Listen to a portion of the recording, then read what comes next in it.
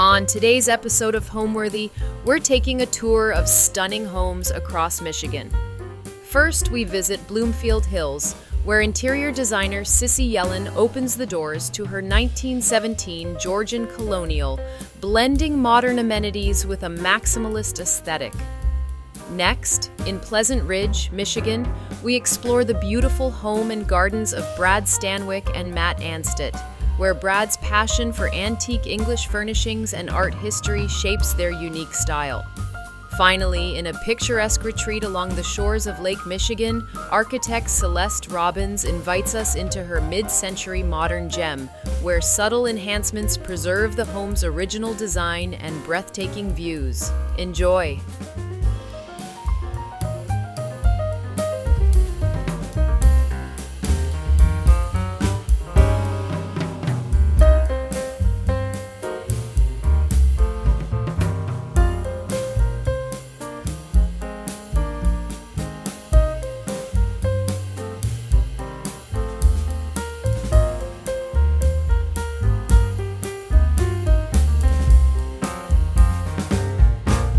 Watching Homeworthy, where we believe every home has a story. Hey Homeworthy, I'm Sissy. Welcome to my home in Bloomfield Hills. Why don't you come on in and I'll show you around.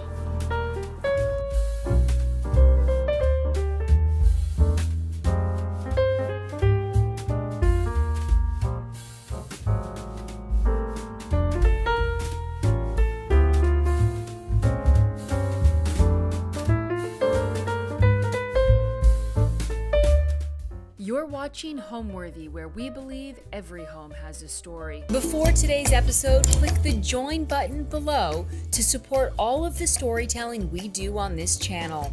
Our growing community of members help to directly fund more videos so we can capture these extraordinary homes from around the world. So join today to receive early and exclusive access to new Homeworthy videos. Hi, I'm Sissy Yellen. I am an interior designer based in Bloomfield Hills, Michigan, a lovely suburb of Metro Detroit. I live here with my husband Brandon and our 4 children. I found this home in 2018. I saw a quick exterior shot of it and told my husband that it was my dream home. It was removed from the market before I could even blink, and I mourned that loss for about a year, and one day I woke up in 2019 and all of a sudden it was back on the market, and I ran here as fast as I could and toured the house a few times with my husband and our then baby, and it was just love at first sight. I had to be here.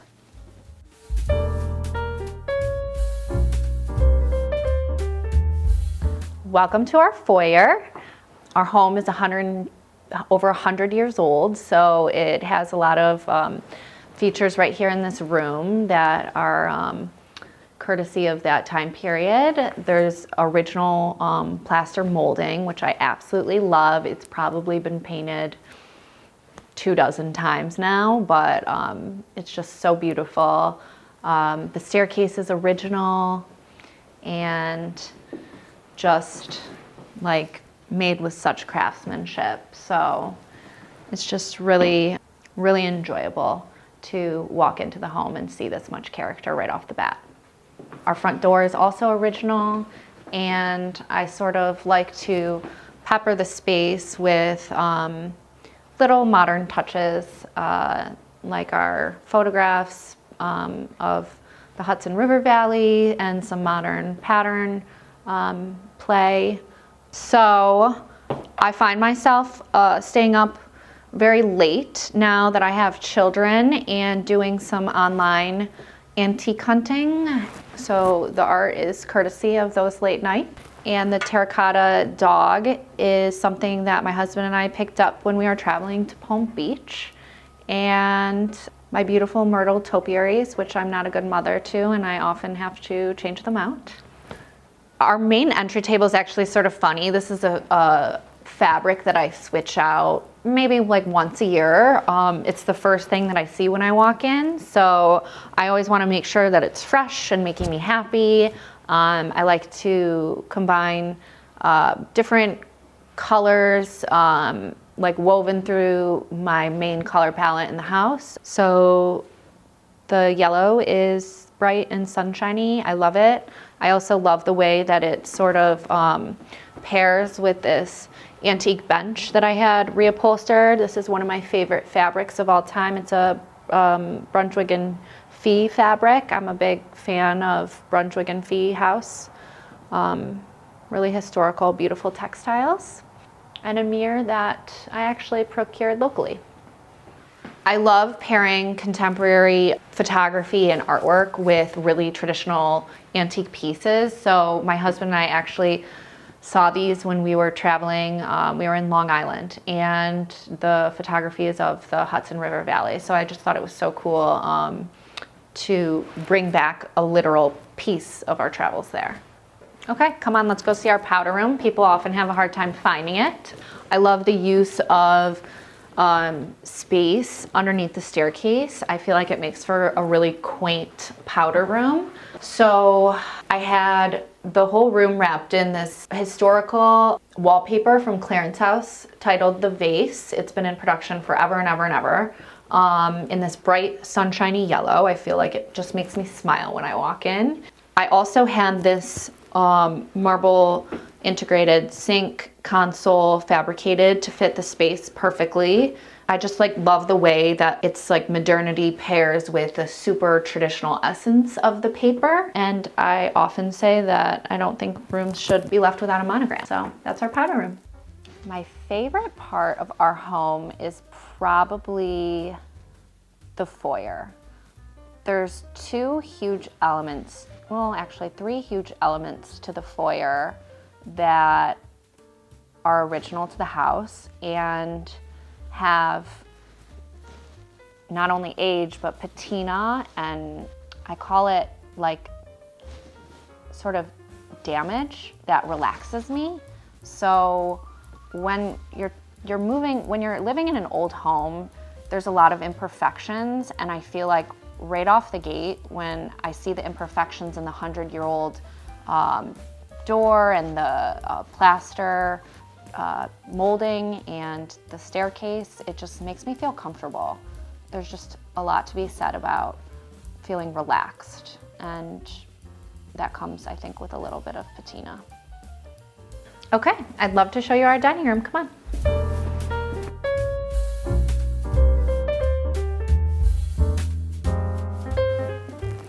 Welcome to our dining room. This room is an eye catcher right off the foyer. I had it lacquered in one of my favorite Farrow and Ball colors, pink ground. And we have a huge family, so big table is a must for me. I entertain a lot, pretty casually most of the time. So I just love like how comfortable the chairs are, and people can just roll in and out. Performance fabric, because there's always a lot of kids at my house. And I sort of just, again, love pairing like a super modern light fixture with extremely traditional antique trestle table. I feel like it's very inviting. Another thing that I love about the dining room is the original fireplace. So I think it's sort of unique to have a fireplace in a dining space. We have 4 young kids, so we don't ever light it, but it's something that I dream about one day. Over here, I have a curio cabinet that I found in one of my travels to the south. I also have been collecting these Staffordshire dogs for quite a while now. I think it's sort of fun to curate collections that can grow. I feel like when there's mass collections, it sort of contemporizes, you know, little oddities like that. So something that I come in here and look at frequently. In my spare time, I like to paint. So This is something that I painted. It sort of inspired the color palette through most of the first floor of the house. I'm a big fan of ink and figure gesture art. I picked up these pieces from Wayne Cunningham late at night on an online auction. This was actually a very special gift from a friend of mine. So I keep it right here so I can look at it every day. Over here, one of my favorite fabrics here from Quadrille, Bali High. It's been in production for a long time. Also, this España chest, which was actually produced by Kindle, native to Michigan, and designed by Dorothy Draper, who was one of the first like really charged female interior designers in the country. So I think it's just very special to me.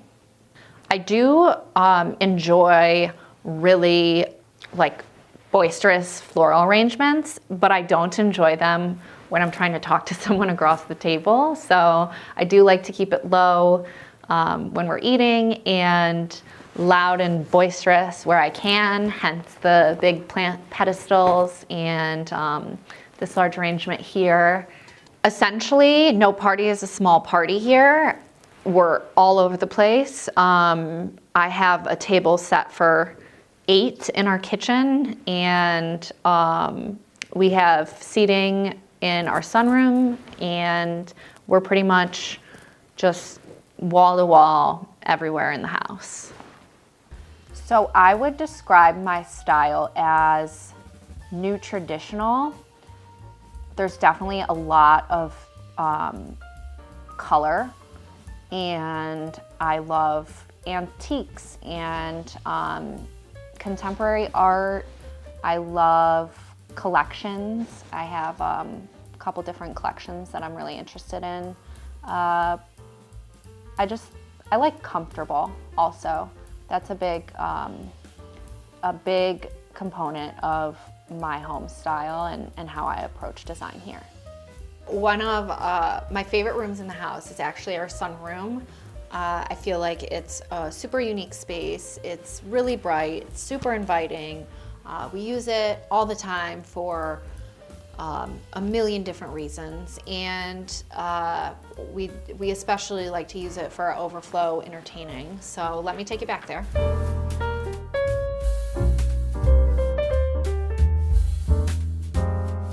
So welcome to our sunroom. Like I mentioned before, we use it for a multitude of different reasons. We just actually had this sofa made by a dear friend of mine. It's featuring one of my favorite patterns by Schumacher. We also use this space a lot for different entertaining, so I thought it would be fun to have a table and a banquette that people can eat at, but also just a resting place for objects and different things that have my curiosity at the moment.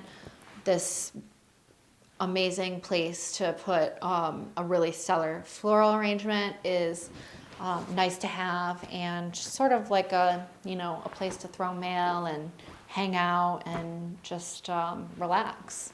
So over here also is a broader sense of my my China collection, well, cabbageware collection. I just love the way that you can really see all the different pieces. They have so much texture to them, and the shapes themselves, which is sort of unique when it comes to place settings and different serveware. So the shapes themselves are so unique. So I just love having them displayed and mixed in with some contemporary art. I feel like it sort of embodies my my personal style. All right, so behind us is our living room, and I want you to come on in. So this space,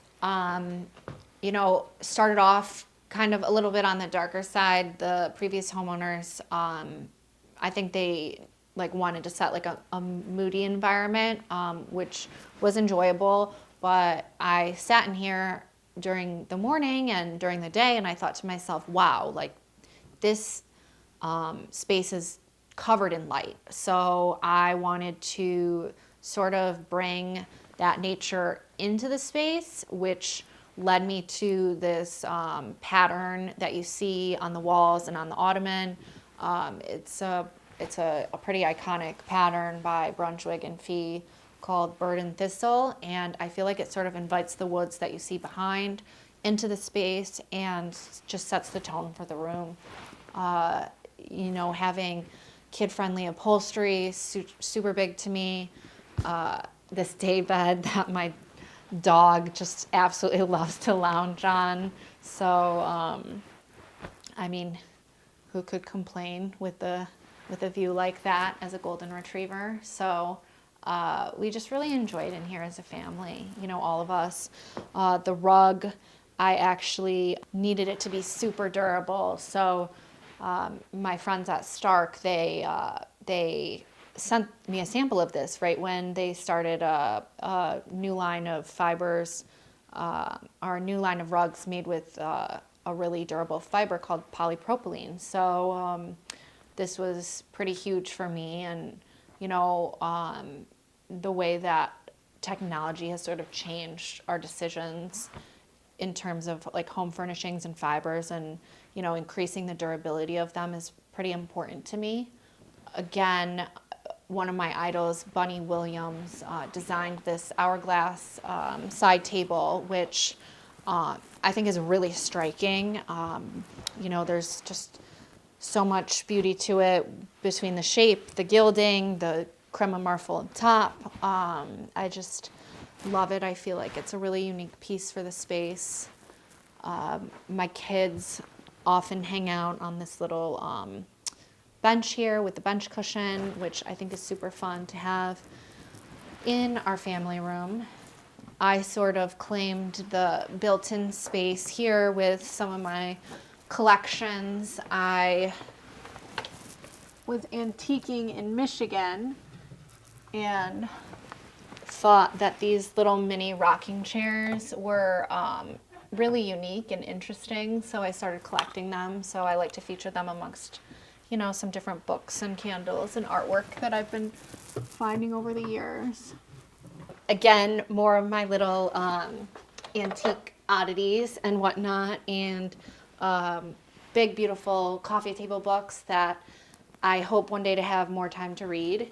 And also this piece of art that my mother-in-law, Iris, who's so thoughtful, I walked into her kitchen one day and she was like, "What would you want to see on the kitchen counter when you walk into your house one day?" And she said, "What would make you really excited?"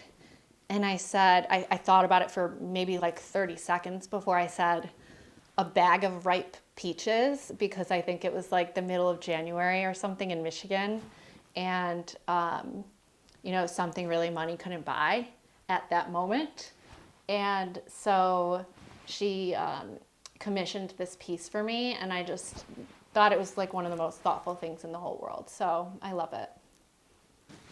We live in Bloomfield Hills, Michigan. It is a quaint suburb of Metro Detroit. There's a lot of nature, a lot of beautiful historical homes, definitely just a lot of, it's just an interesting place to live. Okay, so speaking of entertaining, I'll take you over to our kitchen / family room, which is pretty much, I guess, the heart of everybody's home. So come along.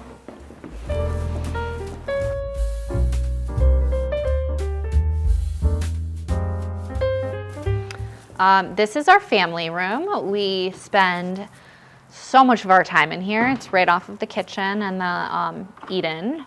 So with 4 little kids running around, it's important that I have a super durable rug. So we're standing on a very old wool rug, which I absolutely love. I feel like it's like not a color that's often used in design more recently, but I love yellow. It just makes me happy. Over here, just the room itself, it has so much going on. So I like to keep my built-ins a little subdued in here. Oftentimes there's toys all over the place, so I feel like having like a curated, simple, built-in styling situation sort of helps bring a little sense of peace to the space. And I love reading magazines, so that's what I'm doing when my kids are playing and they're giving me a break for a moment. So, you know, having a soft ottoman here is just so comfortable. This is definitely the most used seating in our home, so having you know, durable, interesting seating that's good for conversation is huge for us. The chairs were actually one of the first pieces that I bought for the space. They're from a company that was up and coming at the time, Society Social. Now they've just absolutely exploded. They use traditional framework and upholstery methods down in North Carolina, which is where most of my furniture is from. And, you know, they're just very well built, and we enjoy them so much. Bunny Williams is one of my idols. I read her books cover to cover pretty often. So this is one of her lamps, which I absolutely adore. And I have some more interesting figure drawings hanging on the wall over here, and wicker woven items are a big part of my home. I feel like that's sort of an element that I like to use a lot in design because it relaxes, and it's also so useful. I mean, my kids have so much stuff. So I also have a little wicker baby bassinet for our 6-week-old baby right now. So I sort of love having something that feels like an element of our house when it's, you know, comes to the kids' stuff. Okay, so the reason why we spend so much time in this seating area is because it is right off of where we also spend a lot of time, our kitchen table. So having 4 kids, super important to have some durability. Oftentimes I have a table linen on this baker table with a beautiful inlay. I try to protect it as much as I can. But there's also some modern, exciting pattern going on here. I had this Schumacher linen vinylized so that I can just wipe it clean when my kids are done making a huge mess, and it makes for happy kids, happy mom. The chairs themselves are Francis Elkins reproduction chairs. Very hard to find a set of real Francis Elkins chairs and with such a large quantity. So I thought it was just like a fun little interesting shape to have in the space. I very rarely buy pieces of art sight unseen without thinking much of it. This was just from a local boutique down the street. The architecture itself in here really draws your eye, the barrel ceiling down. So I felt like whatever was here needed to speak to the color palette and just the general feeling. My kids often ask me if this is a portrait of mommy. So I just really like it. It's very innocent, and I love the colors. They're like very happy. I live here with my husband, Brandon. We've been married for about 10 years now, and we have 4 children. We have 3 girls and a baby boy that was born 6 weeks ago. We also live here with our golden retriever, Porky, who is a lovely addition to our family. And yeah. So I think the most inspiring things to me is sort of traveling and also just getting to know people and how they live in their homes. I feel like that is such a crucial part of how to make a house a home. I love traveling with my husband throughout the country, on the East Coast. We love antiquing, staying at old homes, bed and breakfasts, and sort of gathering inspiration that way. Now I'll show you the kitchen.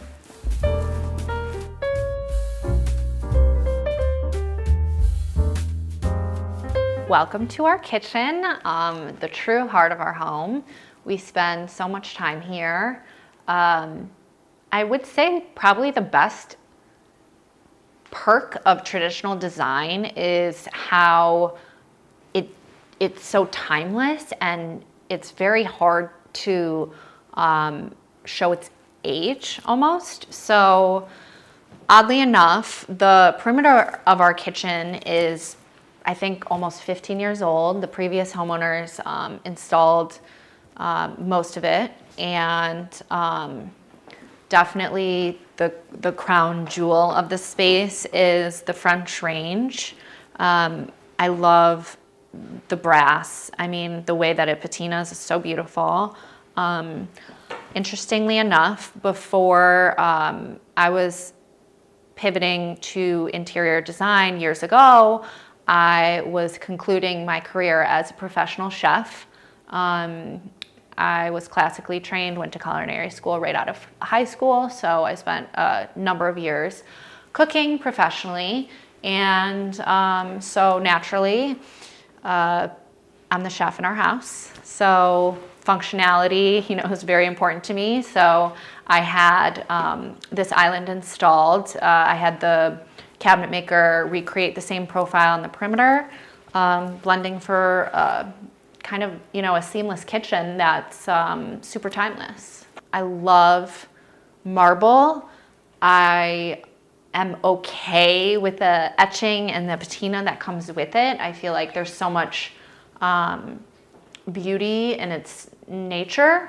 So, we sort of lean into the fact that it does lend itself with the imperfections that come with it. People always comment, I all day, every day, have this candle on the center of my range burning from morning till night. It brings such a sense of calm to my house. People comment it every time they're over, which one do you have burning now? So I love the Voluspa line, and Baltic Amber is actually one of my favorites. So they last, about a month or two, and then I repurpose the glass for flower vessels. So when I'm designing kitchens for other people, it's such a personal point of reference for me to have like a beautiful view from the kitchen sink.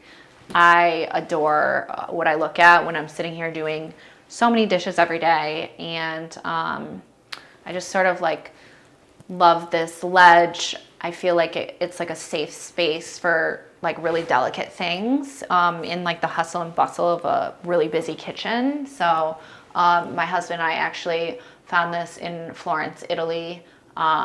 We missed our kids. We were on vacation without them, and it was just so beautiful and sort of reminded us of our children. So I carried it back. The kitchen, sitting room, eat-in nook was a little bit modified from the original floor plan. There was a slight addition added at some point in time. And I think the architect that myself and the previous homeowners both worked with did such a nice job at bringing the old characteristics from the foyer millwork into the renovation. This barrel vault ceiling is, I think, makes the space and sort of draws your eye up, which is important when you're in such like a utilitarian space where you're kind of just like focusing on what you're doing, to just like stop, remember, look around you, just appreciate beauty and millwork and architecture. It was so inviting. The exterior, when you pull up to the home, the symmetry does something to my brain. It just makes me feel at peace. That's what I love about colonials. And it was just surrounded by nature, also conveniently right off of the main road that we use throughout the city. So I fell in love with the positioning of it, and just how I felt like it was enveloped in its own little world. All right, let's head upstairs.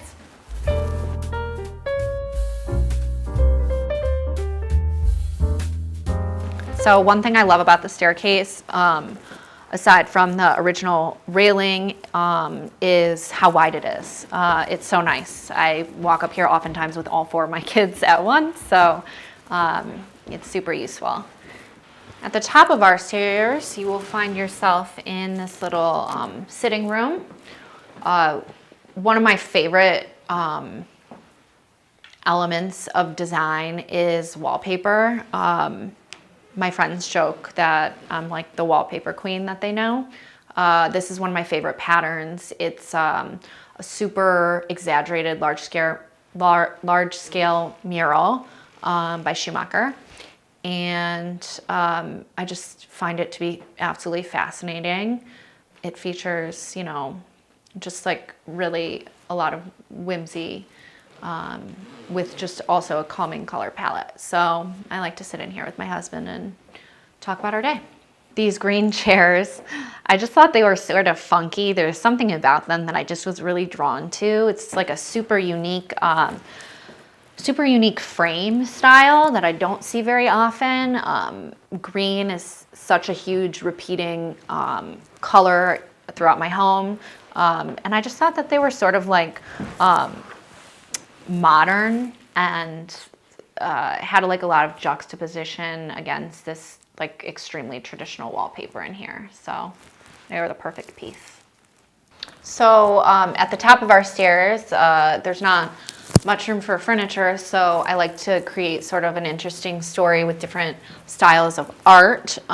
So I have this sort of impressionistic painting that I did myself. And I'm a big fan of Casey Hughes, so this is one of her pieces, which I absolutely love. I also am very interested in intaglios and grand tour pieces. So these backed with linen and antique frames, I feel like it just creates an interesting story up here. My career as a designer was sort of accidental, and you know, I've always toyed with my spaces since I was a little kid. So that plays a huge role. I joke that my house is always evolving. I call it my my canvas, and it's sort of where I test concepts that I really want to explore. And it's just, you know, it's sort of like ever evolving, and I think that keeps it interesting, and I just really love it. Okay, so now I'm going to show you right off of our landing my daughter's room.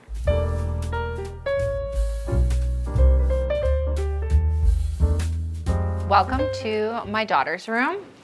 This room actually was previously designed in our first home, and I essentially recreated it when we moved because it was so special to me. It was my first daughter's room, and I put just like a lot of thought and care into it. This was about 7 years ago, so she loved it. My husband, you know, said there's something about this, and soon after, my business was born, creating nurseries and kids' rooms for other people. So that's how I got started in my second career as a designer. The starting point for this room was really this T-bow pattern that you see sort of everywhere. It's a coordinating wall covering and fabric that's since been discontinued. So, you know, it features just like a really whimsical site, and the color is just so bright and fun. So that sort of inspired the whole room.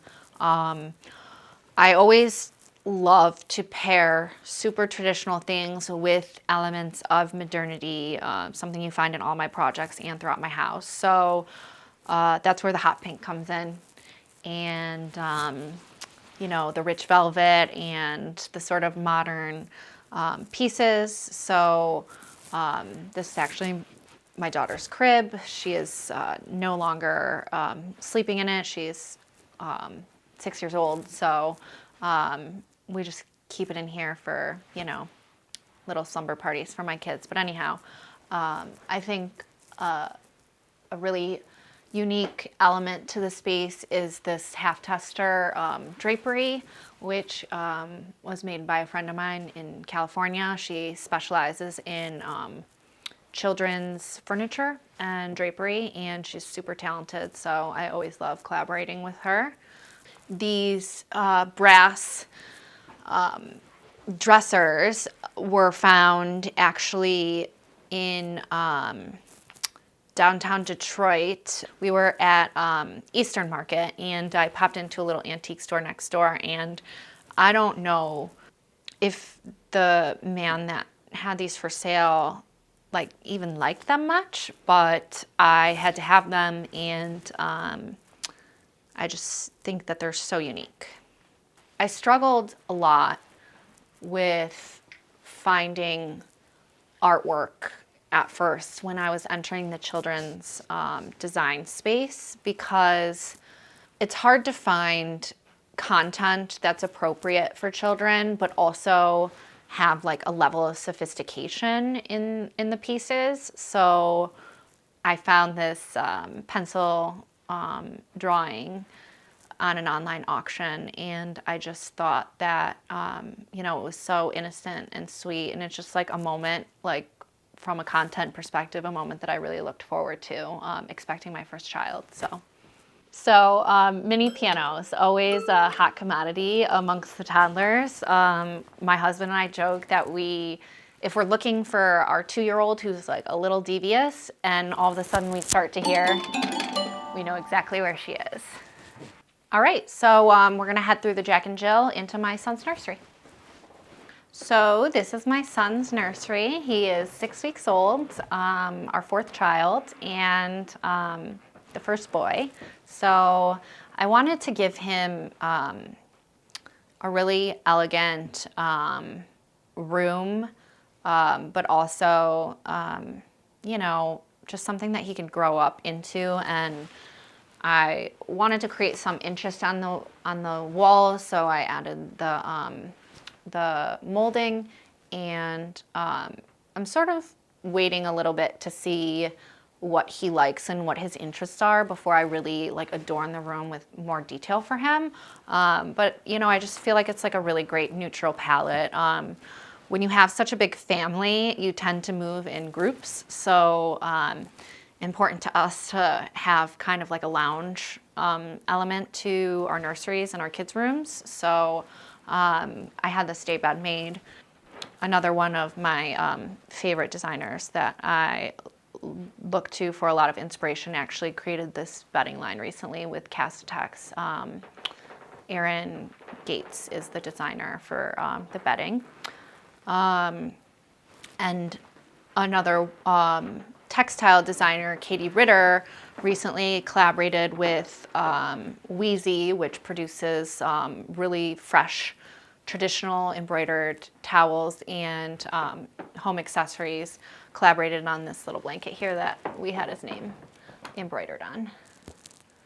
So the crib is sort of a sad point for me because it's our last crib that we're gonna have. And my friend Gail from California, who owns the AFK Children's Furniture Company, made it for me. I just think it's so beautiful and timeless, and I try to procure pieces that are really heirloom quality. I hope that it goes to someone else one day, and that's sort of how I look at a lot of pieces that I procure for my clients as well. So the swivel chairs are made from Colonial, which is another up-and-coming furniture maker that's really sort of taking traditional framework and upholstery and sort of re-inspiring the process for designers. They offer a lot of customization and super fast lead times. So when it came down to designing my child's room, I was sort of late to the game because I was super busy with my client projects, and Coley turned these chairs around for me really fast. So the shades in here I had made years ago, and when my other daughter was living in this room, and so scallop pattern is something that's sort of very current right now, but something that I've always loved.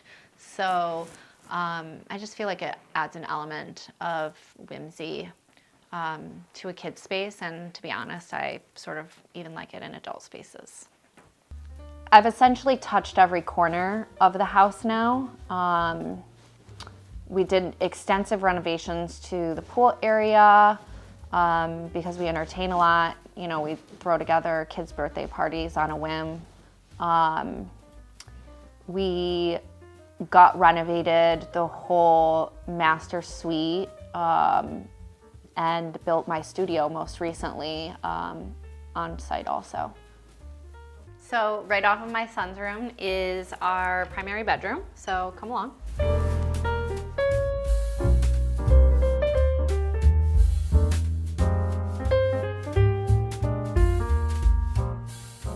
Okay, so this is our primary bedroom. It really can just hit you right in the face. It is covered wall to wall and in a lot of upholstery with my favorite fabric of all time, my favorite textile, which is produced by Colfax and Fowler. It is a very historical pattern inspired by an estate in England.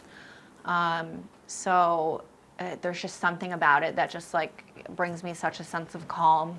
My husband even likes it. So the whole primary suite was really inspired by this pattern, and again with like a contrasting shade of green that I felt brought some modernity to the pattern. So our bed is obviously a huge focal point in here. People always comment about how high it is because we like the dog to stay down. But anyhow, he's very cute, but he's very large. So the nightstands are Swedish reproductions, and it was very hard finding just the right size and the right height piece for such a tall bed, and with the drywall return. I love this little seating arrangement right off of the bed, sheared, girted vanity chairs. I just think that they're so sweet, and you know, white sofa is not super safe throughout like the main parts of our house, but we tend to get away with it in here. I also keep some special things in this antique break front, some things from our travels, some just personal mementos. So I like to have that right off of my side of the bed. A huge element in many of my rooms, professional and personal, are personalized linens and such. So nothing makes me more excited to come to bed at the end of the day, of a long day, than having this special bedding with the monogram, my husband and I. And I also really love the traditional cozy element of wrapping lampshades and making pleated shades out of like small scale patterns. So you'll see a lot of my lampshades have this sort of like block print.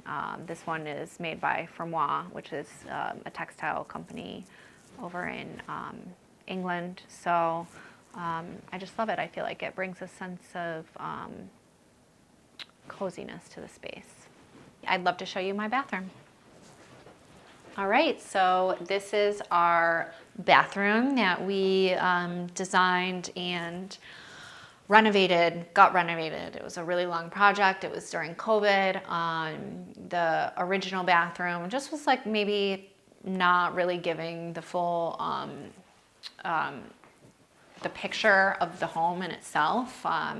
So we were incessant on using materials and design motifs that we felt like could have been used, back when our house was built. So we're talking, the floral motif in the mini hex tile, the use of natural stone was huge to us, and just sort of, with the busyness and all the bath times that we do, having this like crown jewel piece to walk into and to sort of wrap the rest of the bathroom around was really huge in regards to space planning.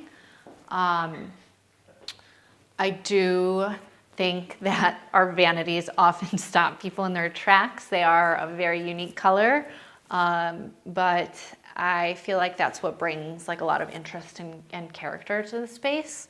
So I absolutely love them. Again, I found another little place to make the room more personal. So the hardware itself has our monogram engraved in it. The countertop material is actually a type of marble that people don't really use very often. It's called crema marble. I think it is so warm and unique. So it was a no-brainer to choose crema marble as the accent with all of the white marble. If you step over here, you enter into the shower. It's one of my favorite elements also. I love the window positioning and how there's natural light pouring in. It really helps us wake up in the morning, and we can, see the moonlight when we're going to bed after a long day. The tile work was really important to me. I love the classic element of the subway tile, but I did want to enrich it a little bit more. So my architect laid out this gorgeous fretwork pattern that I love, and I feel like it's just honestly probably the most beautiful design element in the whole space. It's inlaid with the crema marble again, so the two materials, really repeat themselves throughout the space and just makes for like a really cohesive experience.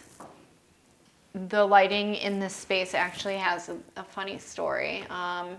The center fixture I picked up at a resale shop for literally $10. It was from a hotel renovation, a really stately hotel renovation that's nearby. And I don't know how it landed there, but I'm very grateful that it did, which left some room for these custom sconces by Colleen Ritter, based in LA. She powder coats them in custom colors, and I thought it was a great opportunity to, draw that color back up and have something really unique for the space. So right off of our bathroom are my husband's closet and my closet over here. And just a, fun thing to point out, I picked this carpeting pretty early on in the design process, and I knew I wanted some sort of decorative element introduced with the cabinetry. This really spectacular cabinetry maker, Cole Wagner, made these, and I just think that, everything about them, from the construction to the quality to just the fine details, are magnificent to me. So it's something that I look up and enjoy quite often. And then we have this little hallway into my closet.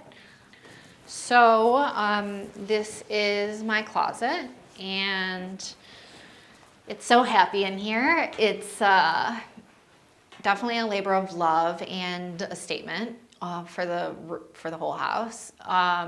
It's featuring, again, my color palette in the whole primary suite, which is Faro and Ball, Churlish Green, and Yearbridge Green. My cabinetry maker joked that he, quite honestly, has never thought of making cabinetry in this color combination, but I just think it's so fun. And, still timeless because it features, traditional patterning and profiles. So, functionally speaking, it holds more than I could ever dream of, and I just love it. So my favorite thing probably in my closet is this dress here. And I remember seeing it years and years ago, and I thought to myself, wow, that is extremely different, which is something that I identify with quite often. And this was before I had children, probably 10 years ago. And I thought to myself, when I found out I was expecting my first daughter, that I just always dreamed of having this piece. So when I was expecting, I randomly stumbled upon it through a reseller and thought to myself, that's something that I'm just gonna have forever. Home means happiness. There's no place that I'd rather be than home with my kids and my husband, and nothing to do, and just all the wonder in the world. Hi, my name's Brad Stanwick, and I own the Parsons Nose Antiques, which is an English antique importer. And I'm Matt Anstett. I was a research scientist for about 30 years until I recently joined Brad to help him with the antique business. So we're in Pleasant Ridge, Michigan, which is a really small city just north of Detroit. And our house is a California bungalow. And when was it built? It was built in 1912. We did a bunch of research and found actually an article in the Detroit Free Press from 1912 showing the house selling for about $5,000. And this was sort of a community of to get away from the city, so it was a lot of cottages, and really this was the country. We're about 15 miles from Detroit. I would describe our style as sort of really antique. We have a lot of period oak, antique mahogany, some pine, all English. We did this renovation, I think, how many years ago now? Oh God, maybe Probably 15. 5 years ago. We bought the house in 2003, but one of the first things we did was the backyard, which we'll see shortly. But we're really excited to do this kitchen renovation. This hearth room here was not actually here. It was a sliding glass door outside. So this, even though it hopefully looks like it's been here for a while, this is a brand new room with a brand new fireplace. We put in a full wood burning fireplace, which was really important to us. And then we have the wood storage underneath there as well.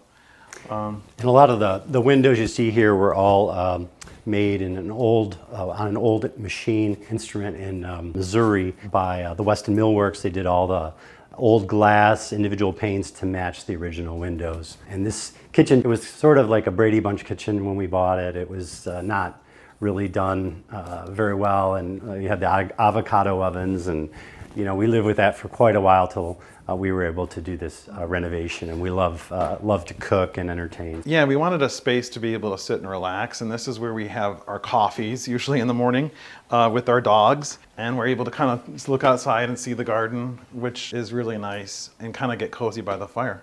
Of course, we've been waiting to announce the dog names. This is Clementine. This is Miss Eleanor.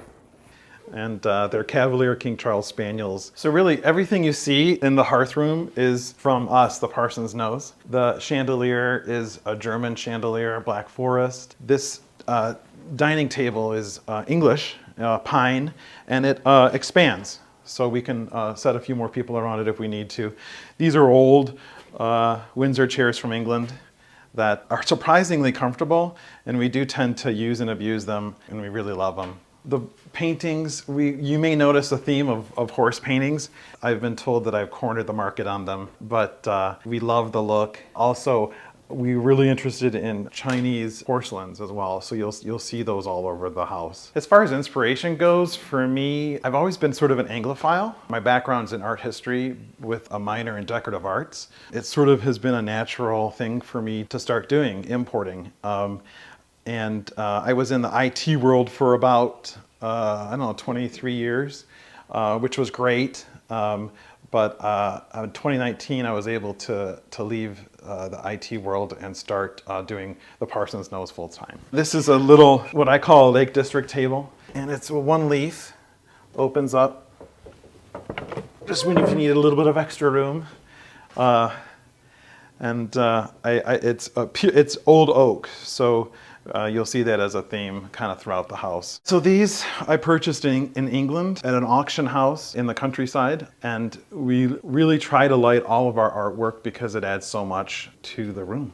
And then that's a little duck head that's actually from Denmark. All right, so let's take a look at the rest of the kitchen. It was really important for us to have a good size island. It was intended to look like it was built from old pine, and this is Carrara marble on top, which definitely gets etched, but we sort of like that patina, and we love using the kitchen. So you'll notice the range and the cupboards over there that there's scratches and dents and dings, but we do a lot of entertaining and a lot of cooking. So. Now, when we first had it installed, we were worried about little scratches and chips and things like that, but over time, our friends and family came and destroyed everything, so,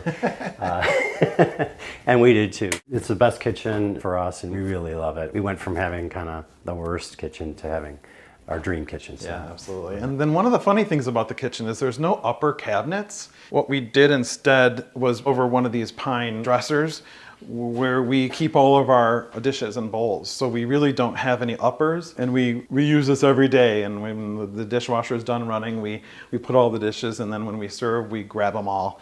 But it's really handy, and we really love it. And it's sort of enabled, I think, a different look than when you have uppers. We also did these copper pots here, which yes, we do use. Maybe not as often as we use the stainless steel, but we definitely use them. And some of them are rather old. They have really beautiful iron handles. We love the warm look of them and have enjoyed collecting them. And polishing. We also had a lot of the hardware here you see for the shelf and the hanging made by local craftsmen. So we often find people that are local that can do some unique things like this, and also we had some of these things like this push button gangplank here done by our same craftsman, and he stamped out the different areas that these push buttons, which we put in, light up. This kind of came from inspiration from, we tour a lot of the local mansions, the Ford homes. So these large Tudor homes that Edsel Ford and Henry Ford had built back in the day. And one of the things we saw in one of the houses was this really long push button light switch panel. So we kind of took inspiration from that and some of the other designers. We worked with designer John Rattray. He owns Craig Hall Interiors. And so while, we sourced really all of the antiques, and we sourced, all of those types of things, John did a number of things for us around space planning, electrical plans, style of the light fixtures, the plan for what the tile would look like. For example, we're not particularly good with fabric, I have to say, but John's brilliant, and he chose anything that you see that's fabric. And here he chose really all the paint colors as well. And a lot of detail on the space planning to optimize the square footage that we have. It's about a 2,800 square foot house. So this is just the way it was laid out. The way he laid this out really is an open kitchen space, which is great. And I think that's one of the things that you forget that you need is space planning. So, I'm kind of a furniture guy, if you can tell. And so I just kind of want to cram furniture everywhere. But John really sort of restrained me and made sure that we were doing the right thing with the space and in really the right look. So kudos to John, and really we couldn't have done it without him. Now we'd love to show you the dining room. And on the way, you can see the bar that we installed with the beer taps. I did a lot of engineering to have a full-size fridge, bar fridge in the basement, and lines that come up to these two taps. Of course, they're empty because it can be very dangerous to have any kegs of beer on hand for very long. And one of the other things we did was we put a second dishwasher in here, which really has saved our lives many times, especially during a party. So I think one of the things that I would definitely suggest doing would be having 2 dishwashers. So you can see it's kind of right here. John did a really good job, and there's some dishes in there. But John did a really good job planning the look of the kitchen. The fridge. And there's the fridge, yeah. Bar fridge. So come on into the dining room next.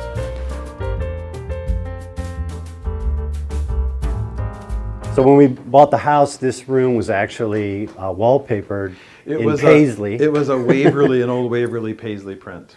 And there was no paneling, and these beams up here were all painted white. So we spent some painstaking time scraping and sanding and staining the box beams. And when we took the wallpaper out, we found a pattern underneath on the plaster of paneling that had been here at one point. So we had our carpenter match the form and create a paneled room, basically restoring what was here originally. You'll see a lot of portrait paintings, and they're definitely members of our family, right, Matt? This table is one that we brought over from England, and it's really an old oak farmhouse table. It's a little cupped, so when we're sitting in it goes a little bit higher. The plates are a little bit higher than maybe you'd like, but it's super charming, and it's exactly the right size for here. So we just really love this table.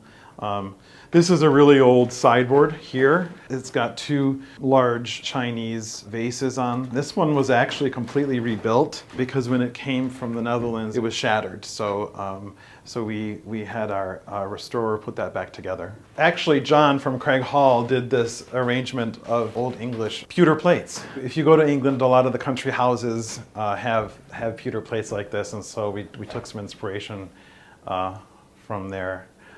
This is a California Impressionist painting. It's pretty moody, but we really love it because it's got such great greens, and green's a big color that we both really love. And again, we have it lit because every painting looks better when it's lit. Another interesting thing about this, the chairs around this table is these were all slightly different because they were originally made for members of a family. So depending on their size, they had the chairs built to match. So that you'll see that there's sort of some shorter and some wider than others. When we first walked in, we had to look beyond really years and years of sort of upgrades, right? So 1970s, 1960s upgrades. So there were a lot of louver paneled doors. There was a drop ceiling. There were painted wood. All the wood was painted. A lot of mauve carpet. But we walked into this house and we actually really loved it. As soon as we walked in, and I guess we've always had the problem of having some vision around homes. So we absolutely loved it. We felt right at home right away, and we were super excited to get the house. It had a really warm feeling to it, and for as old as the house is, it had a very modern feel as well in terms of the openness. The only problem was we were a little bit nervous about all the work that we were going to have to do to get it up to snuff. And we're still doing it. Yeah. I think our carpenter came through and he said, I'm going to be working for the rest of my life on this house. Until he retires, which maybe he's close to doing, we'll see. Yeah. I think what we tried to do is to kind of bring it back to where it was, so like the paneling that was put back in and stripping the wood and staining it, trying to give it that original look, get rid of anything that was vinyl or aluminum or plastic, 60s, 70s stuff. And get rid of all that and kind of bring it back to more of a natural look. Well, it's an arts and crafts house, right? So it's a bungalow, and maybe the natural thing to do would have been to do arts and crafts, but obviously that's not really me. My interest is in English antiques, so it really kind of obviously fits well together. Okay, we'd love to show you the primary bedroom, so follow us.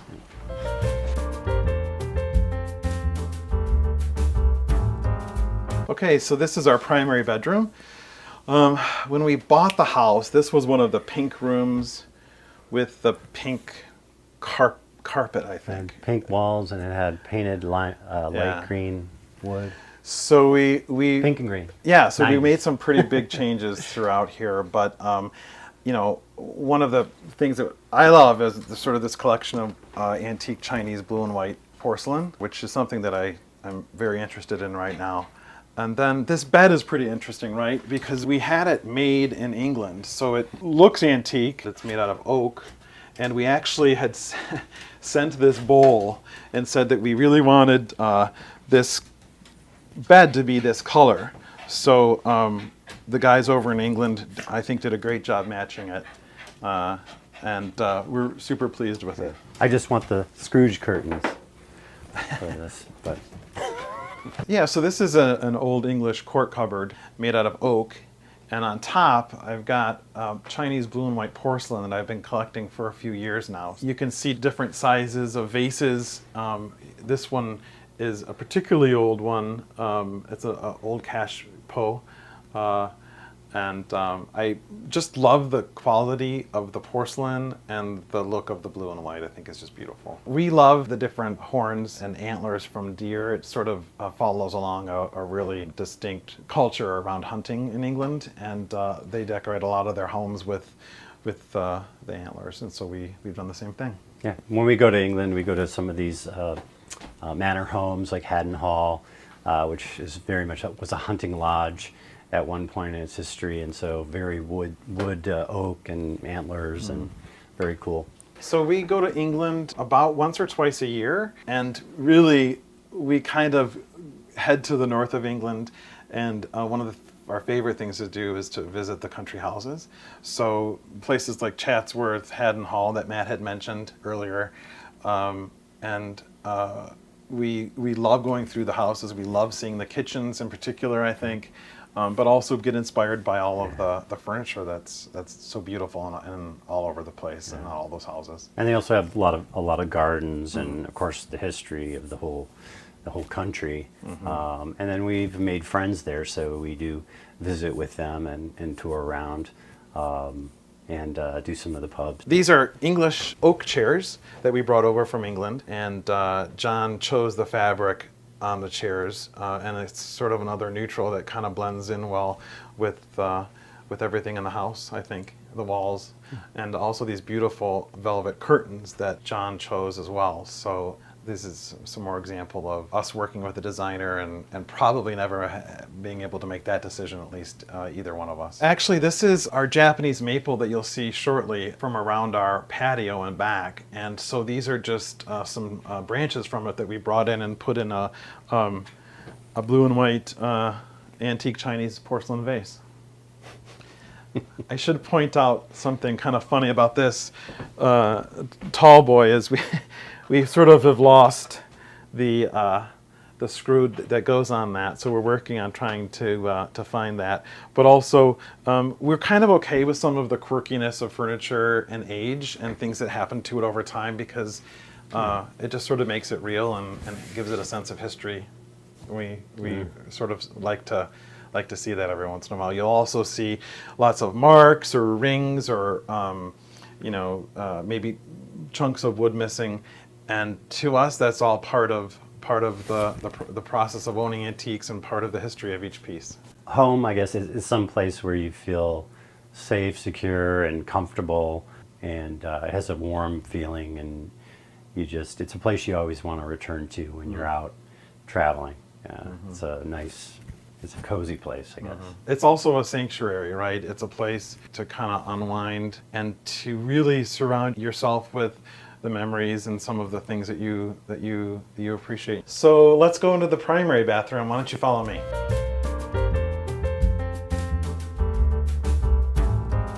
So on the way to the bathroom, we have this little, and also another chance for some art and furniture. This was the study, which was just filled with a lot of Brad's things, collections, and we eventually were able to put in a master bath. And some of the features, we have two different vanities here. This stone here is Nero Portero marble, which our designer found. You see it in a lot of old buildings in Detroit, really a pretty unique marble. Brad also found a table that we had cut in half, and those two halves serve as the base for both vanity. I don't know how old is the... table? It's They're pretty old. they're old, like 18th century English oak. It was a single table that we had cut in half, like Matt said. There was no top left, so that sort of was an okay sign for me to actually cut them in half, because it would be very painful for me to cut something Be a that was sacrilege. in good shape in half. So so that was sort of a perfect thing to do. I should say also, you know, John, our designer, really pushed to make this our primary bath from the study. And I was very resistant at first because I didn't want to lose a place for more furniture, my books, more art. But honestly, he said that you'll use this more than any other room in the house, and he was absolutely right about this. So I'm so pleased that we did this. And really, he perfectly centered the shower so that you can look out the window into the garden. And it's really a beautiful view in the morning. We absolutely love it. I think one of the most beautiful things about this bathroom is the wall paneling, and John designed the placement of every single panel in here. The color is really beautiful. It's Benjamin Moore ancient ivory. And so we really painted everything. The primary closet is that color as well. John also laid out the floor. This is really just your typical landscape outdoor bluestone. But it makes a really beautiful, very durable floor. It's heated, so in the wintertime it's really cozy in here. The other thing that we did was we used some actual picture frame to go around this mirror, which is medicine cabinet, and that was a really fun thing to pick out. There's also a picture light above the medicine cabinets, which really give a nice soft glow and kind of just the perfect down light. So I think you always think you look great. We kind of went back and forth over what we wanted to do with this shower, but ended up really deciding to just do marble throughout. There's some nice cubbies in there. The floor is heated in the shower as well, which really helps to dry it. And when you're stepping on it, it actually is never cold, which is kind of nice too. There's also another sort of gang of switches here in unlacquered brass that we had made, and they're listed, and maybe you can't see it that well, but John's very big on electrical plans, which I never really thought about until we were doing this renovation. But you know, he's got dimmers in all the right places. When you leave a room, you can actually turn off anything that you didn't turn off when you were in the room, which I think is a great feature. And the heated towel bar. Yeah, is and the one of heated best towel things bar we to had have. here, which was unlacquered brass, which at the time was impossible to find. It's not so much about having a warm towel to dry yourself, but it also just dries the towel quicker, so they actually stay fresher over time, which I think is a really cool thing. Now we'd love to show you our patio. Follow us.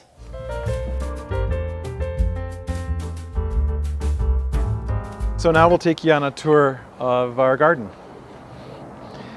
I think probably the first and one of the things we're excited to show is actually this climbing rose on the back of the house. It's called John Davis, and it's an English, your typical English rose. It's absolutely covered in flowers when it blooms. It only blooms once though, which is sort of the downside, but it's very worth it to us because the spring show is so spectacular. So then over here is our pond. So when I talk about the value that John brought to the design of the back, is we were thinking something much smaller, but he really wanted to do this 16-foot long pond. It's 4 feet deep on one end and 3 feet on the other. So the fish do stay out all winter long, and they just sort of hang out. There's probably about 15 fish. And there's a few really large ones, about 2 feet long. We've named those fish. Milo. That's the orange and white one, and then Jefferson is orange and white and black, and he's big too. And then this is one of our perennial borders that originally we had a hydrangea back here, and we did that as per our plan.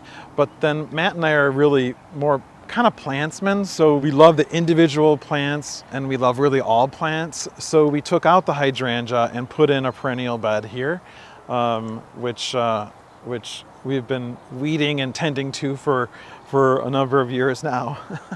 One of the things about the pond, we actually did all the engineering and design of the water flow, which goes out that end and into the basement to a commercial filtration system, a bubble bead filter that Brad did some research on. And then the water then comes back through this end. So it keeps a continuous movement and filtration and healthy water quality. You'll notice there's 3 pink roses in here. We saw them at the nursery, and our favorite nursery is Telly's in Troy. And there wasn't a name for them, so we went ahead and bought them anyhow because they had such a beautiful pink flower on them. And we call it the Matty Rose after Matt because he was the one who actually picked it out.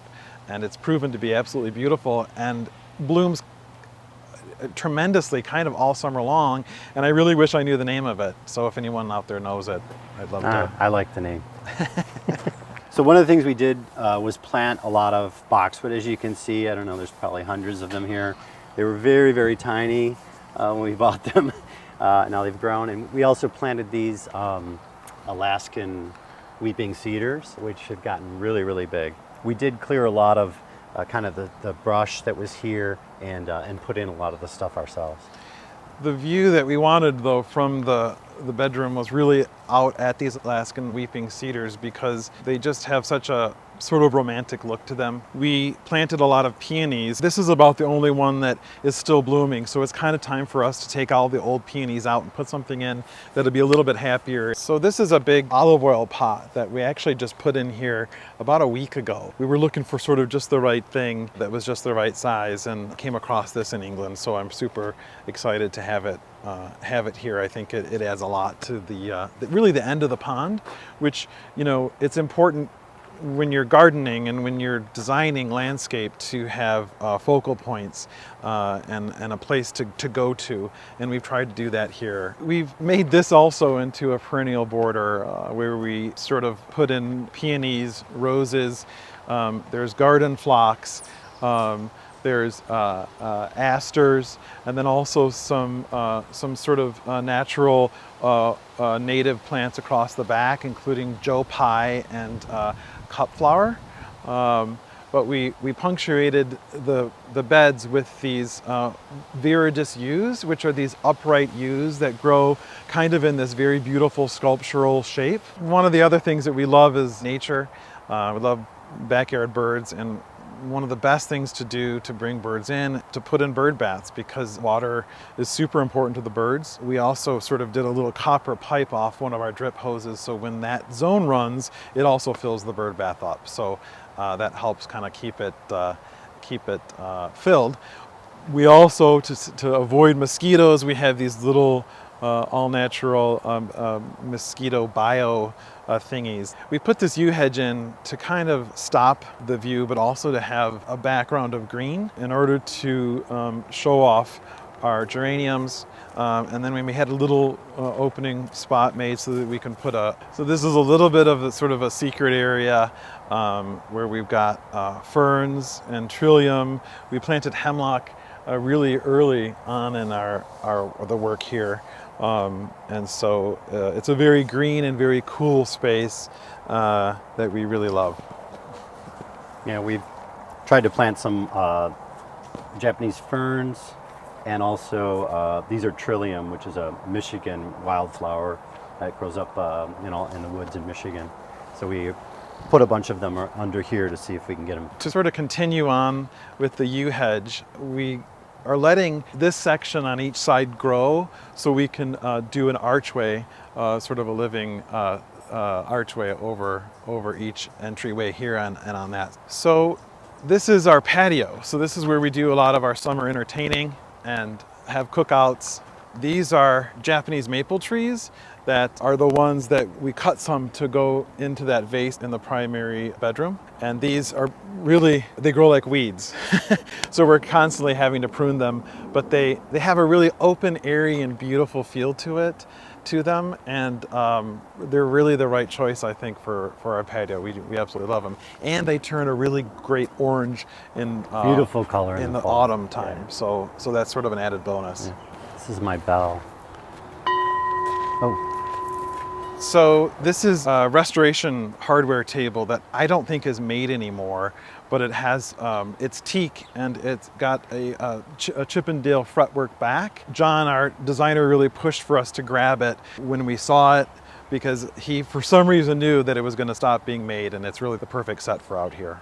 And one thing I started to collect are these citrus trees. These are bear's lime.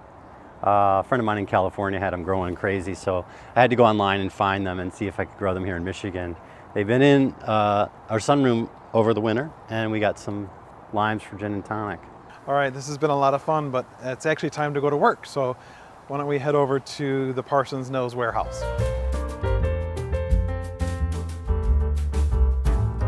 Welcome to the Parsons Nose Antiques.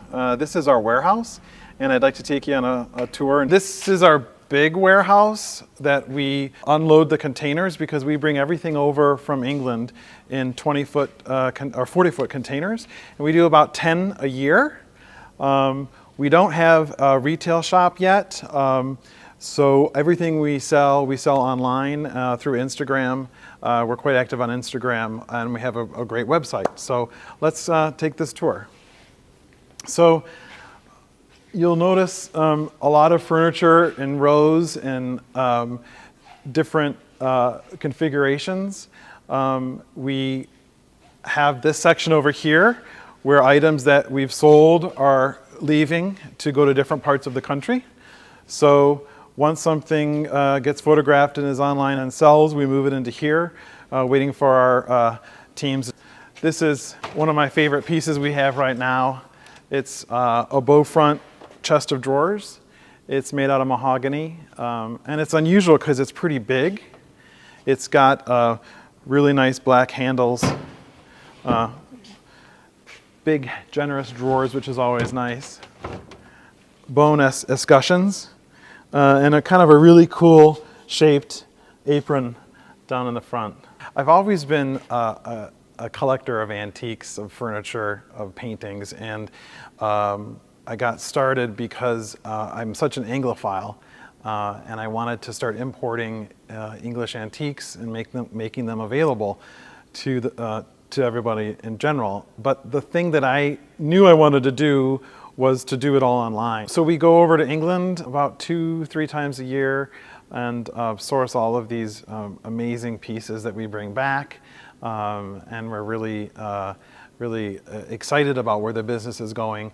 I've said that we don't have a shop yet, but we are planning on opening a shop in Charlevoix, Michigan sometime this summer. So this big piece on the wall is a French barrel back housekeeper's cupboard. So it's, I don't know, probably 9 feet tall, but I really love it. It's got a really beautiful color pine, and let's see if we can get the doors open. It's always a little dangerous, never knowing exactly what's in there. But I think it's a pretty impressive piece. I really like that. And also these rhubarb forcers, which are pretty interesting because what you do is you place it over the rhubarb as it's starting to grow, and the plant reaches for the light, and in the meantime creates very long and somewhat pale stalks that have more flavor and are really more tender and easier to cook with. So rhubarb forcers. So one of my other favorite pieces is this painted blue pine linen press. It's got, let's see if I can get it open, shelves up on the top, which are really useful, and then drawers, a little loose, but drawers on the bottom half. So, and I think the color is just really, really cool. It's kind of like a, I don't know, a really light blue, right? Yeah. I was going to say robin's egg, but not quite. And some of the other detail, I mean, the grain on these knobs and then this inlay, you just don't get that on newer pieces of furniture. Another Another piece I think is pretty cool is this ebonized pine English chest of drawers. I just love the color. I think it's black's kind of a neutral, right, sometimes, and it's got beautiful wear. And it's just a really useful piece of furniture. We sell a lot of chest of drawers. This one probably not so much for a changing table, but we do sell a lot of them for changing tables for nurseries. So it's always a good piece to have. So this is a different warehouse. It's the first warehouse we got. Actually, the warehouse that we were just in, or the warehouse next door, is our second warehouse. But this one has a few special things about it. It's got our photograph wall. So this is the wall that we take all of our photographs against, as well as the rug. So if you follow me on Instagram, you'll probably be very familiar, very comfortable with what you're seeing here. But you know, we only usually show enough to show off the piece of furniture, but you get to see everything kind of behind the scenes here. So this is what we call Welsh dresser. Usually Americans call a chest of drawers a dresser, but in England they don't. They call this piece of furniture a dresser. And it was intended to be in your kitchen or maybe in your cottage dining room. And if you remember our kitchen, we have one as well. But it holds a ton of plates, a ton of mugs, and anything else you might need. And I love this one because of the color. It's a really pretty sort of bleached pine almost, although it's not been bleached. It's really light. And then I'm just a sucker for these big chunky knobs on all the furniture. I just love it.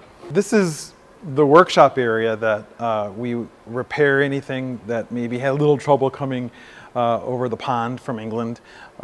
Really everything gets waxed, maybe touched up a little bit with paint perhaps. But this is really an important part of really being an antique dealer because you're also a furniture repairman. That's just kind of how it is. All right, so this is my actual office, and if you follow me on Instagram, this is often where I'm sitting posting or creating the reels and trying to do something interesting for both you and me. But I love this office because it's filled with pine, and my house is all dark oak, so it's a nice change. This French birdcage against the wall here, I really love, and it's got just a great look to it. And also I love this pine cabinet, which I put a lot of my books in and some antiques and other pieces. And then this is kind of my messy desk where I sit and spend a lot of my time.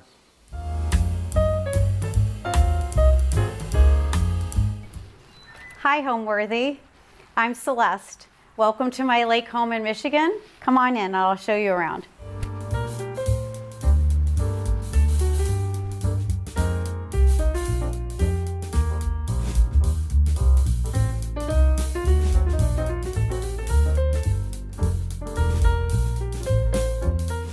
You're watching Homeworthy, where we believe every home has a story.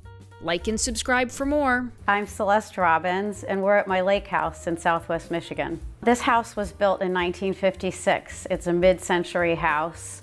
It was designed by Winston Elting, and he was a contemporary of Frank Lloyd Wright and kind of the mid-century architects that were doing work in Chicago. The home has had only 3 owners. I'm the third. It's a simple rectangular house with glass on one side that faces the lake and more solid as it faces the street. It's wrapped with a lot of wood beams, and I wanted the home to feel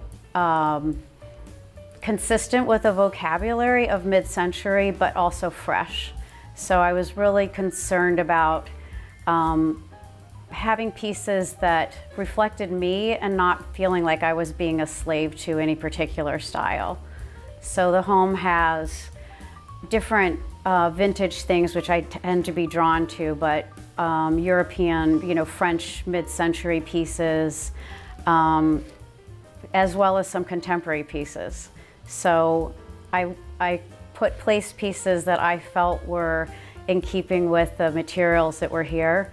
But I didn't feel like the house gave me any constraints. It felt very natural to be able to place things in it. So the house is about 2,200 square feet. So it's really efficient house. There's 3 bedrooms and a study, a kitchen and a great room, which shares the dining table and the seating area. You are able to get a lot of rooms in here because there's not a lot of secondary rooms. There's no mudroom, there's no laundry room. The house is sort of covers just what you need. And I always feel like it kind of reminds me of how much you can accomplish in a small footprint. It also sits on 2.5 acres with a beautiful beach. And so it kind of has both that cozy, inside the house feel, as well as this whole place to kind of retreat to and walk on the beach and plant flowers and, just get away. This is the entry and the great room, and really the entry of the house. There's not a formal entryway, but upon entering the house, you have this beautiful lake view and dining table, and you'll also see the table outside. So these spaces really kind of work together. So the dining table is really more than a dining table in our house. We use it for puzzles and games, and a lot of time in the evenings we're kind of hanging out here before we go over to the living space. My tip for hosting is to have a go-to meal that you know how to prepare. So I'm not that comfortable doing a lot of entertaining, so I've just made sure that I'm really good at a few things. So I make bacon wrapped dates, and I cook salmon with a beautiful green goddess sauce and a quinoa as a side dish. And then I usually like to have something that everybody can participate in. This is not the kind of house where you're serving people. People are kind of joining in. So it's a lot about kind of cooking together. We play board games. We play a game that's similar to Rummy. Another one that we play is Phase 10, which is super easy. And a lot of people, if you don't know how to play it, can play it. So we have a whole closet full of games. So it kind of depends on our guests and what they might know how to do.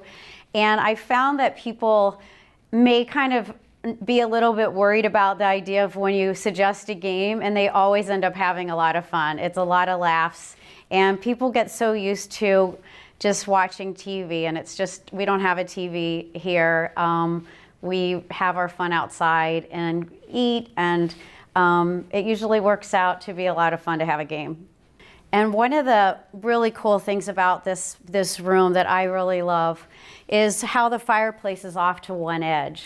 The architect that did the home was really kind of looking at balance and not a formal symmetry. So the fireplace is pushed to one edge, which gives you this large window. As you come down the hallway, when you see the rest of the house, you always have that view out. But what this creates is this cozy little nook that we love. So after you've had a whole day at the beach, you have this ability to kind of nestle up in the edge here near the fireplace. And the original home had the built-in seating and the shelves. I didn't do any changes to that other than reupholstering. But then I came up with my own kind of living space. I designed these ottomans to be something soft to really bring in the center. I felt like there was a lot of hard surfaces with the fireplace, and I wanted something soft to kind of ground this seating grouping. And so a lot of times people are kind of laying down over here, napping, snuggling up in this chair, or we can seat a large group. So it really works for a number of different people. Over on this edge is another table, which is kind of great because if we ever need to have a large group, this has leaves, but we can really use this to set up a puzzle so you don't have to take it apart for dining. It's a great place to sit with your iPad, and it's tucked in the corner, but this is sort of like a beautiful view out the large windows of the great room. I fell in love with this home. I was first introduced to the home as someone called me about doing a project here. They wanted to renovate it, and they were interviewing different architects, and I just felt like this is my house. Like I just know how to do this house because I had originally, the first house that we had as a family was a mid-century house. So this was very familiar to me. In fact, it has a lot of similar qualities as that house. And it turns out that they didn't buy the house. And so when I knew it was available, we came up and looked at the house and decided to purchase it within 30 minutes. It has sort of everything you'd want, at least for our family. It has the architecture, all windows, which is just something that's kind of my vocabulary, connection to nature, connection to the outdoors, the warmth, layered in with modernism, which I really love to be able to communicate to people how modern architecture can be warm, and I feel like this house is a perfect example of that. And it's not just because of the wood, it's sort of the whole package. So I immediately loved it. It did look a little different. There were porcelain tile floors. The kitchen I redid the kitchen, the bathrooms. We replaced the wood on the walls to be a little cleaner and more polished. So it has sort of changed the feel of the house, but it's the same house, just a little bit more crisp. So one of the things I love are these large sliding doors.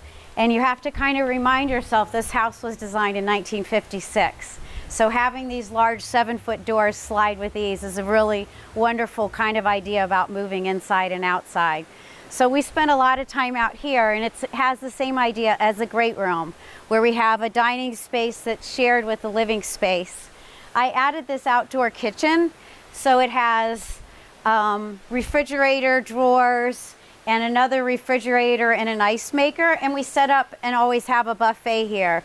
So this is a really fun area, and we also have another fireplace. So there's 3 fireplaces in the house, the kitchen, the great room, and then also one on the terrace. So wherever you're kind of gathering, there's sort of this idea about leisure, and I feel like that's one of the things that's not hard to forget when you're at this house. So I am a big fan of Sutherland furniture. I think they have beautiful designs. It's got perennial fabrics.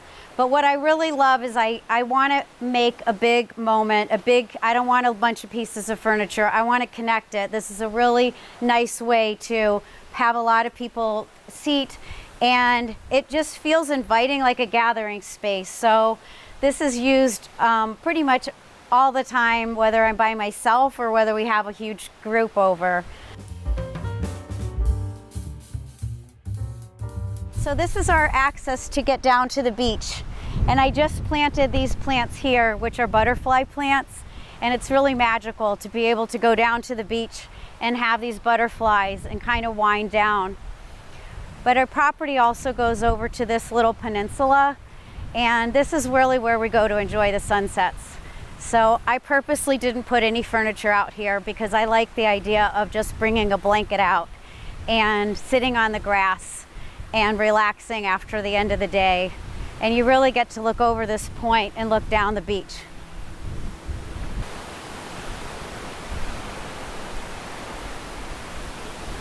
My personal style is pieces that are interesting, that go together but don't look like they were found all at the same time. I like to feel like it looks layered and evolved, and it kind of did, because every piece was really fun to be able to kind of search for. But a lot of the pieces I found were not necessarily, I didn't know where they were always going to go. Sometimes I'd find a piece and then move it around into a different room, and I like having that kind of flexibility. I think it's always feels warm when you go into a house, and it feels that people might tinker around in it, like you're going to move some vase because you've got some, new object or new book or new ottoman. And so I feel like the house looks kind of casual in that sense, but each piece is really interesting. What I love most about this home is that it feels like me. I walk in the door and it is me, because I put every single thing in here and everything was chosen with love, and the architecture feels like me, but I didn't do it. I feel like I'm kind of living in another architect's passion, and I feel really honored about that, and I feel like I'm here studying and thinking about what that decision was, and it kind of inspires me. I feel like I'm learning from it. I love to just be here and tinker around. So it's not one particular thing. It's just when I walk in the door, I feel happiness. I don't think it's just me. The house has a great energy. And I think anybody that comes here knows how much I love it. And I think that comes through. And I think it's just a really lovely scale and really easy living layout. And so I don't think I have a favorite part, but I guess if I had to pick one favorite thing that I'll definitely want to try to do, two favorite things that I want to try to do in a project that is not something I've done before, is most of our projects tend to be bigger homes, and we use the house to kind of create outdoor courtyards and spaces. And this home is very small and edited. It's a rectangle, very simple. But what Winston Elting did was he carved into that rectangle courtyards. And so rather than the home having an organic shape and creating spaces, it's a very regular shape, and these kind of courtyards bite into the house, and nature just sort of folds into this environment, and I love that. So I feel like that's an inspiration. And the second thing is this tiny little slot of a window where the shelves kind of overlap it. I think that's a really nice detail that I'm sure I'll find in some project somewhere. Another element that I love is this slot window on the edge that just kind of gives you a peekaboo moment and lightens up this area. So during the day when the sun comes in, the sun illuminates the fireplace and kind of washes in, creating something that could have been a dark corner, and by creating that small little slot of glass really enlivens it. So as for the furniture, I really love the pieces that have a lot of sculptural quality. One of the things you'll notice is, for an architect, these pieces are very soft. I'm not looking for things with hard edges. I'm looking for things that have curved backs because you see the back of them. I think it's really important to be able to not have a space feel like a rectangle within a rectangular room. So I always choose soft pieces and things with an interesting back. These are Scandinavian, this is a Scandinavian chair in sheepskin or shearling. These are two chairs from the 60s that are from France. And I covered them in a light linen. So everything that you see here is all natural materials. I felt that was really important when you have such a strong connection to the outdoors, is to bring things that also felt really natural within the house. The two ottomans are done to create something soft to gather around. I didn't want a hard surface that would compete with the fireplace. I felt like it would be more cozy to have these ottomans. They're covered with velvet. So I would say I'm not looking for practical materials. I like things that feel luxurious. I like things that feel soft and natural, and if it gets damaged, it's part of the life of the home and it looks lived in. So for me, I'm not afraid of using a really beautiful material in the house. This is an alpaca rug. It feels amazing on your feet, and we are barefoot a lot, so I've enjoyed that. Here, I'm really grounding the table under this pendant light. It's also on axis with the table that's outside. So there's a really strong connection that pulls your eye from indoor and outdoor, but it feels very inviting and welcoming to this area. So I think it's really important that when you do a room that shares spaces, that they feel inviting to be able to get into. So there's no hard edge with the furniture creating something that feels like another room. It feels like one big room. And in fact, I went out of my way, and I usually do this in our projects, is think it's really important to use one big rug. That's really telling people when they come in here, this is one room. If this was a little area rug over there, it would feel more broken up. And I don't want people to feel like they're in sections when they're in the room. I want it to feel like one big space. That makes it feel grand and anchors the house. So this is the room that everybody knows is the gathering space.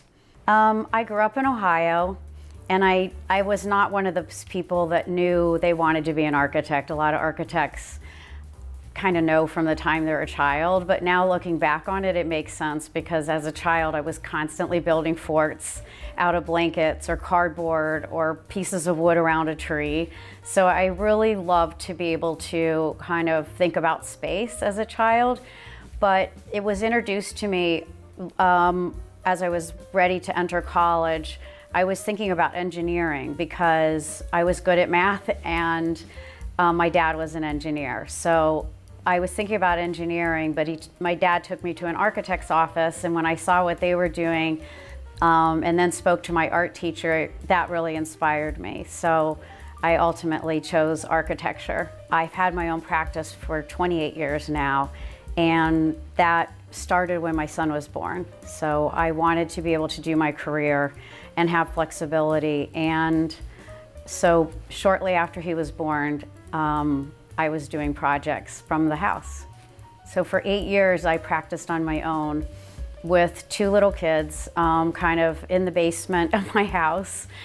And, you know, I had help, but most of my work was done after I put them to bed, so about 7:30 till 1 in the morning. And I loved it. I would never do it any differently. It was a lot of fun to be able to have the time with my kids and then also have my own time at the end of the day. And I did that for 8 years, and I feel like that really helped my career because I really understood what it meant to do every phase of the project, because I did every phase of the project, from the business to the construction drawings to everything. And now I have 9 people in the firm, and we do work all over the country, and I think that all came from just a passion for how much I love what I do. Now I'll take you into the kitchen, but I want to show you this first. So sometimes you can find pieces, but sometimes you can't find just what you're looking for. So I designed this table, and again, this has a soft shape. So it's got curved edges, it's wider on this end, so it feels really organic. When you come in the door, you're not walking into a hard corner. This piece of art is also something that sometimes it's not just the hard surfaces of the architecture or the furnishings. Sometimes you pull together spaces with the art. And this dark stained wood starts to help tie in the kitchen. As you get there, you're going to see that I use darker wood in there, and it's also on the floor. And just kind of a little note, I love to compose things, so a lot of times I'm just sort of composing things on a table, and later I look at it and I realize that I've really responded to different shapes that I see together. So the lines on this piece of art is picked up by these candlesticks, and the shape of this bowl you see is kind of a shape of this artwork. So I think it's really interesting to not always have an obvious tie-in. It's kind of subconscious, but having these different geometries that get composed together. So we can go into the kitchen now. The one thing that's so great is that there is no wall. This is a very modern way to tie spaces together. The window wall slides through on the edge, so these rooms aren't defined by 4 corners. This is open and flowing, and it's inviting to always let you feel part of this space. So as you can see, the glass is sliding through and carrying itself from the great room over to the kitchen. And the living area has a fireplace, but one of the things that is really special about this house is there's also a fireplace in the kitchen. I think it's such a luxury, and it really treats the kitchen as a living space and not just a space that does cooking and work. This is a space that we gather, and it's kind of small, but it works really well for me. So I always want a kitchen to feel like a living space. It's a space that people always gather, and I always want it to feel like it's part of the home. So I love to hide appliances so that it just feels more calm and it feels more elegant to me. So hidden behind the panel there is the refrigerator. And over on this side is the oven and cooktop that I've hidden behind doors. It gives this beautiful elevation so that the fireplace can be the star. But if I need to cook, this opens up, and the cooktop and the oven are behind the doors. I also have things that I love for display because we all know that this ends up open more often than it does close because you're usually using it. So one of the things I did in the kitchen when I renovated it, besides putting the oven and the cooktop behind the doors, was I moved the refrigerator over here and I made a really shallow cabinet here. And what that did for me was it allowed me to extend the island to be a longer space, which I wanted. But I love having these shallow spaces. It becomes kind of decorative. And within all of this, it's really not just about dishes. You can see that I've really kind of filled the shelves with things that I love. So I looked for things that had pink in it, and a lot of the glasses have pink because that was kind of the idea in the home. And I have little objects that I also have collected. This is a Japanese candy maker. I love the stained color, this wood, and I love having the idea of a bird. So I think it's fun for people when they come to someone's house is to feel like they get to know a little part of you. So composed within here are things that I love. And I think over time it'll probably shift around, but that's what I have right now. I think what gives a home a soul are a number of things, and I have the book that's going to be coming out called The Meaningful Modern Home, which is kind of all about that. And what gives a home a soul for me is I'm a pleaser, so I'm really work hard to make sure that the home is what the clients want. And I think when the house is born from their wishes, people can feel that. You know, you can feel that that home is about that person, and there's an authenticity to it that I think gives the home soul. So I have a lot of confidence in what I do in terms of design. I'm not afraid of clients' input.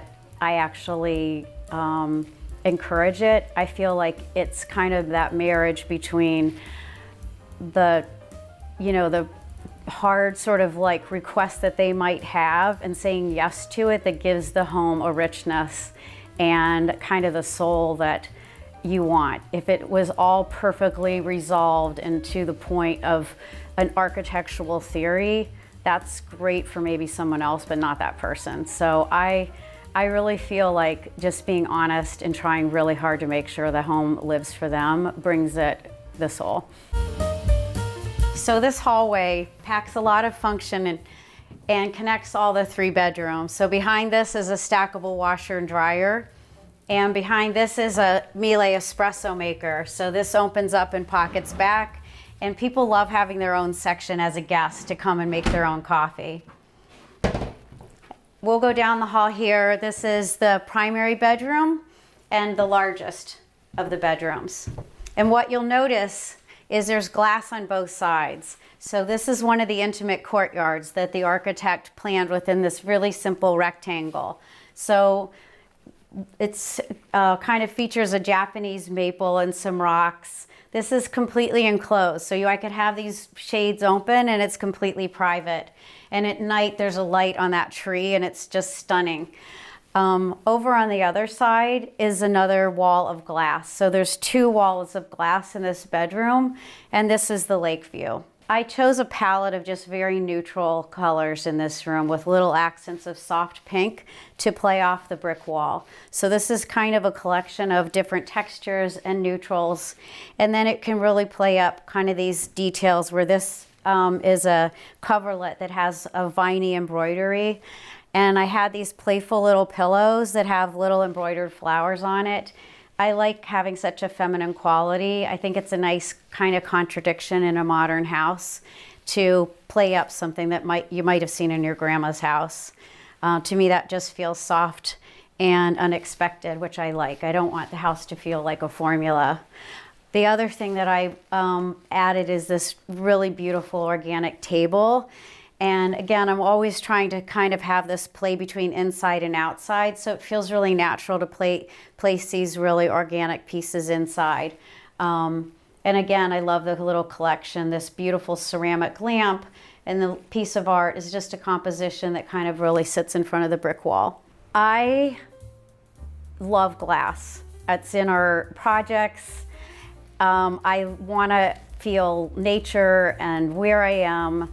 I want to feel the seasons. I want the light to come in. To me, that feels warm. I'm not intimidated by the transparency of a glass room. I want to feel a part of the outside. And when you have a property with so much beautiful nature around you, I love that after I walked on the beach and I come in the house, I didn't have to say goodbye. It's kind of all there. And it's just a different experience. Now I'm in air conditioning. I'm gonna say that my favorite season is summer, even if that's super obvious, because it's a lake house. Fall is fantastic, but the lake has, you know, being on the lake, and I come up here all the time, so all through the year, there is not just a summer, it's not a summer house for me.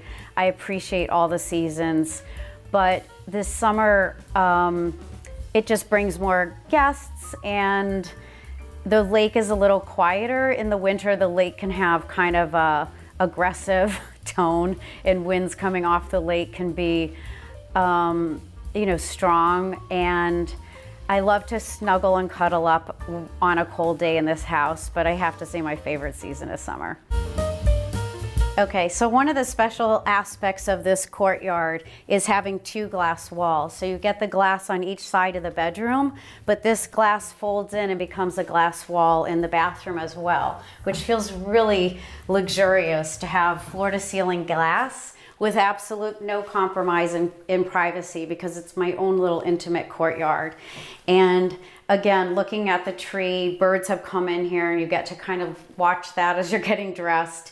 And again, when it's lit in the evening, it's just such a beautiful kind of focal point within a small little room.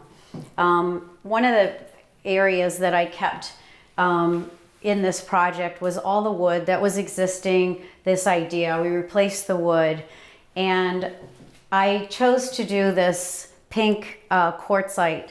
I loved how animated it was. This is not probably something you would have seen in a mid-century house, but I felt that the pink really tied in with the brick. And again, I want to celebrate nature, and I always feel like stone has such a beautiful quality to remind us of history and kind of the earth and what it creates for us. So in addition to the bedrooms, there's a study, which is just such a nice thing to have in a house where you now can work from home. So this was a kind of a dark space when we got to here. I added that window in the corner, which really lightened up the back side of the house. And I covered the wall with a fabric that has this beautiful color that also matches the brick to lighten it up, so it didn't feel like too much wood. And it's very simple desk and simple shelves that I added to kind of mimic the shelves that you see out in the living space. So I feel like you might have thought the other architect would have added this, but this was all kind of an intervention that I used and just was informed by what was existing in the house. This is also kind of the back door to the garage. It focuses on a courtyard again, so it has a lot of light, and there's never an area in the house where you don't feel like you have a connection to nature. This is a chair that I found on First Dibs. That's a Scandinavian chair. I had it covered in linen, and what I think is so cool about it is the leather and the side area to have a drink. So it sort of has your whole little relaxing moment in one. But I also added this lamp that is by Charles Zana that has this really sculptural shade. And I love just this whole idea that it's very low and relaxing in this one little corner of the office. Home, for me, is a place that you recharge. It's a place that you're in complete serenity. It's your place that you're at peace with, and that you can relax with, that you can bring company in and feel comfortable doing so. It's not too precious. It feels part of the surrounding, so that I think nature does bring a serenity and kind of a sense of peace. So I feel like incorporating that into the house is kind of all part of our language. Thanks for watching. For more Homeworthy content, be sure to like and subscribe.